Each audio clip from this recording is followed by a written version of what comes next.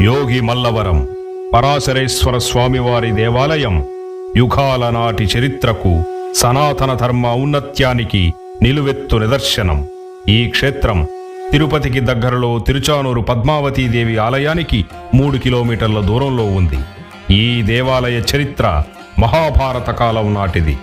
ఈ క్షేత్రంలోనే అర్జునుడు ఆ పరమేశ్వరుడి కోసం తపస్సు చేస్తూ ఉంటే ఆ పరమశివుడు కిరాతుడి రూపం ధరించి అర్జునుడితో యుద్ధం చేసి ఓడించి అర్జునుడికి పాశుపతాస్త్రాన్ని ప్రసాదించాడన్నది ఇక్కడి స్థల పురాణం.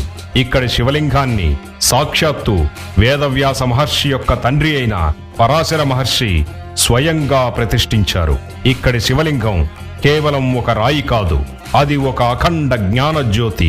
ఈ పరాశరేశ్వరుడిని దర్శిస్తే చాలు మనస్సు శాంతిని పొందుతుంది, ఆత్మ ఉద్ధరణను సాధిస్తుంది. ఈ క్షేత్రంలో కామాక్షీదేవి, కాలభైరవుడు, వినాయకుడు, సుబ్రహ్మణ్యస్వామి, అయ్యప్ప, ప్రత్యక్ష నారాయణుడు, సూర్యుడు భక్తులను అనుగ్రహిస్తూ ఉంటారు. సాక్షాత్తు రాజరాజ చోళుడు స్వయంగా ఆదేశించి నిర్మించిన గుడి ఈ యోగిమల్లవరంలో ఉన్న పరాశరేశ్వర స్వామి దేవాలయం. ఈ క్షేత్రంలో పౌర్ణమి రోజు చేసే రుద్రాభిషేకం, మృత్యుంజయ హోమం ఎంతో ప్రసిద్ధిగాంచినవి. కార్తీక మాసంలో, ఇంకా ఉత్తరాయణ సంక్రమణంలో మరియు మహాశివరాత్రి పర్వదినాన భక్తులు చేసే పంచాక్షరి మంత్రోచ్చారణ ఆ శివతాండవాన్ని ప్రతిబింబిస్తాయి.